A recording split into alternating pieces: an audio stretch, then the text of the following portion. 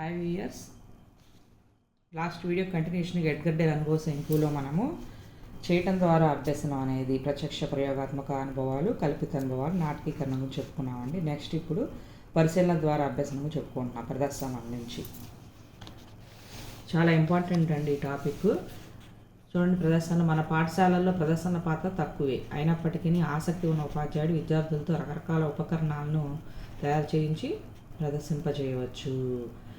తర్వాత తరగతి గదుల్లో, పాఠశాల వరండాల్లో, ప్రార్థనా హాల్లో విద్యార్థుల చేత వేయించిన చార్ట్లు గోడలపై అంటించి శాశ్వతంగా ప్రదర్శింపజేయవచ్చండి.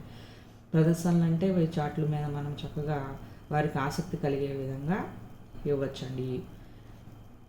కానీ దీని మీద ఆసక్తి విద్యార్థులకు తక్కువగా ఉంటుంది కాబట్టి వారికి ప్రోత్సాహం, మోటివేషన్ చేసి వాళ్ళలో ఉత్సాహాన్ని నింపి ప్రదర్శింపవచ్చండి. నెక్స్ట్, విద్యార్థులతో బులెటిన్ బోర్డులు నిర్వహింపజేస్తూ పజిళ్ళు, వాటి సమాధానాలు ప్రదర్శించవచ్చండి.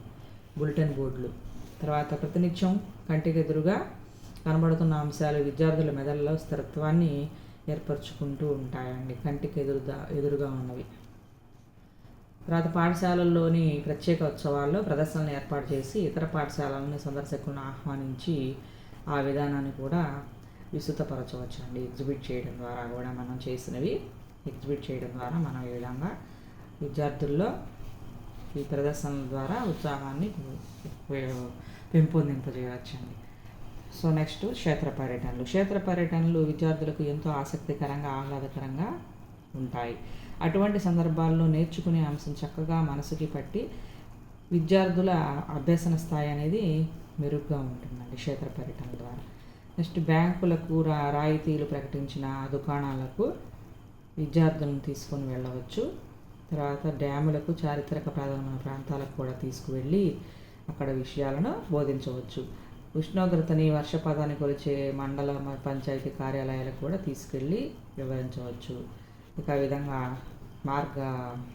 మాత్రికలు, దూరాలు, ఎత్తులు, సౌష్ఠవాలు, చలన జామితి మొదలైనవి నిత్య జీవితంలో ఈ క్షేత్ర పర్యటన వల్ల గ్రహించే అవకాశం ఉంటుంది. ఈ విధంగా పరిశీలన చేసుకుంటారు విద్యార్థులు ప్రదర్శనలు, క్షేత్ర పర్యటనలు. ఇంకా అలాగే ప్రదర్శన వస్తువుల ద్వారా కూడా పరిశీలన చేసుకుంటారు. కాగితాల మడతలతో వివిధ జామితీయ గణాలు, వివిధ సిద్ధాంతాల నిరూపణ, సౌష్ఠవ రేఖలు, వివిధ జామితీయ పటాల వైశాల్యాలు, ఘన పరిమాణాలు, ఇవన్నీ సూత్రాలు, లక్షణాలు, జామితి, బీజగణిత సంబంధాలు మొదలైనవి ప్రదర్శిస్తారు. తర్వాత ఉపాధ్యాయుడు తానుగా తయారు చేయవచ్చు కూడా. ఒక్కోసారి విద్యార్థులకు సూచనలు ఇచ్చి వారి చేత కూడా తయారు చేయించవచ్చు. తర్వాత మోటివేషన్ చేయడం, వాళ్ళకి ఉత్సాహం కలిగించడానికి ఉపాధ్యాయులకు చాలా ఉపయోగకరంగా ఉంటుంది ఈ ప్రదర్శన వస్తువుల వల్ల.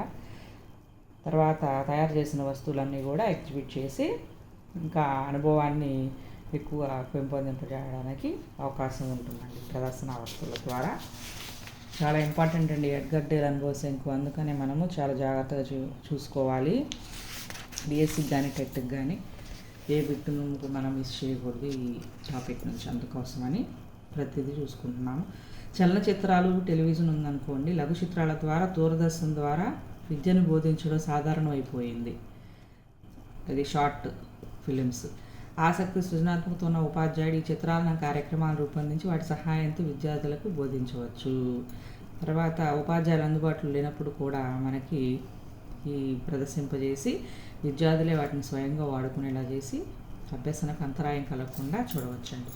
100 అభ్యాసకులు ఉన్నారనుకోండి, వాటిని మరలా చూసి అభ్యాసం చేపిస్తే ప్రతిభావంతులు ఉపాధ్యాయుని సహాయంతో స్వయంగా కూడా ఈ కార్యక్రమాలను తయారు చేయవచ్చు. టెలివిజన్ ద్వారా విద్యార్థులతో మాటామంతి తెలిపి సందేహాలు తీర్చవచ్చు. ఇంకా లఘు చిత్రాలు, స్కూల్ కార్యక్రమాలు, టీవీ ద్వారా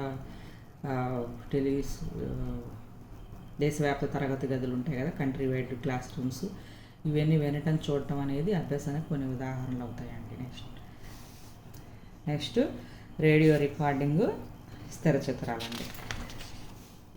ఇక్కడ చూడండి, మనము పరిశీలన ద్వారా అభ్యసనం అనేది అయిపోయింది. నెక్స్ట్ వినటం, చూడటం ద్వారా అభ్యసనంలోకి వచ్చాము. 8, 9, 10 గురించి చెప్పుకుంటున్నాము. రేడియో రికార్డింగ్లో స్థిర చిత్రాలు. రేడియో ద్వారా, టేప్ రికార్డర్ ద్వారా పాఠాలను విద్యార్థులకు బోధించవచ్చు. చక్కటి స్థిర చిత్రాలని గీసి విద్యార్థులకు చూపవచ్చు. రేడియో ద్వారా విద్యార్థుల సందేహాలను తెలుసుకొని వాటిని వివృద్ధి చేయవచ్చు అండి. నెక్స్ట్, దృశ్య సంకేతాలు. ఇవి ట్రాఫిక్ సిగ్నల్ వద్ద రహదారులపై ఆ బాట వివరించే వివరణ తెలపడానికి వాడటం చూస్తూ ఉంటాము మనము. గ్రీన్ లైటు, రెడ్ లైట్ అవి చూస్తాం కదా. నెక్స్ట్ గణితంలో కూడా ఇటువంటి సంకేతాలని అపరిమితంగా వాడటం చాలా అవసరము, సౌకర్యం కూడా. ఇప్పుడు ట్రయాంగిల్ ఏబీసీ అంటే త్రిభుజం ఏబీసీ అని అర్థం. ఇక్కడ ప్లస్ అనే దృశ్య సంకేత సంకలనాన్ని, ఇంటూ వంటి గుణకారాన్ని సూచిస్తాయి. ఇంకా సంజ్ఞా సంకేతాలు వాడకుండా బోధన అనేది జరగవు కాబట్టి ఈ విధంగా వాడుకుంటాం. నెక్స్ట్ సంకేతాల పాఠశాల స్థాయిలో ఇతర అన్ని సబ్జెక్టుల కంటే గణితానికి ముఖ్య అవసరం అండి సింబల్స్ అనేవి. వీటిని విడదీయరాని అంతర్భాగం అవుతున్నాయి. గణిత భాష సంకేతాల భాష అని చెప్పవచ్చు. ఇది ఇంపార్టెంట్. ఇది గణిత బోధనాభ్యాసంలో దృశ్య సంకేతాలు లేకుండా ఒక అడుగు కూడా మనం ముందుకి వెళ్ళదు. నెక్స్ట్ శాబ్దిక సంకేతాలు. ఇవి దృశ్య సంకేతాలకు అనుబంధం ఉంటాయి. ప్లస్ని, ఈ గుర్తుని ప్లస్ అని, ఈ గుర్తుని సిగ్మా అని, ఈ గుర్తుని పై అని, ఈ గుర్తుని పై అని ఉచ్చరించడం ద్వారా ఆయా గుర్తులకు ఒక శబ్దాన్ని జోడించి బోధన చేయడం ద్వారా శాబ్దిక అనుభవాన్ని పెంపొందించవచ్చు. దృశ్య శబ్ద సంకేతాలు ఒకదాంతో ఒకటి సంపూరకాలు, రెండు కలిస్తేనే అది సంపూర్ణం అవుతుంది. కొన్ని సందర్భాల్లో దృశ్య సంకేతం ఒకటే ఉంటుంది, అయినప్పటికీ విభిన్న సందర్భాల్లో దాని భావం వేరువేరుగా ఉంటుంది. యాంటోనిమ్స్, సినానిమ్స్లో ఆ విధంగా సందర్భాన్ని బట్టి ఆ సంకేత భావం మారిపోతూ ఉంటుంది. అదేవిధంగా శబ్ద సంకేతం ఒకే విధంగా ఉంటుంది, కానీ దాని అర్థం కూడా సందర్భాన్ని బట్టి మారుతూ ఉంటున్నాయి. ఇక్కడ చూడండి, ప్రయోగము, ఉచ్చారణ, భావం ఒకసారి చూసుకోండి, స్కిప్ చేసి. నెక్స్ట్ ఇక్కడ కూడా సో ఈ విధంగా చాలా ఇంపార్టెంట్ అండి. ఎడ్గర్ డాన్ బోసెంకు కింద నుంచి పైకి వెళుతున్నప్పుడు ప్రత్యక్ష అనుభవాల నుంచి పరోక్ష అనుభవాలకి, మూర్తత్వం నుంచి అమూర్తత్వం వైపుకి, కింద తరగతుల స్థాయి నుంచి పై తరగతుల స్థాయికి, అదేవిధంగా మందాభ్యాసకుల అవసరాల నుంచి ప్రతిభావంతుల అవసరాల వైపుకి సాగుతాయి. దీనిలో నుంచి బ్లాంక్స్ వచ్చండి, ఒక 4-5 బ్లాంక్స్.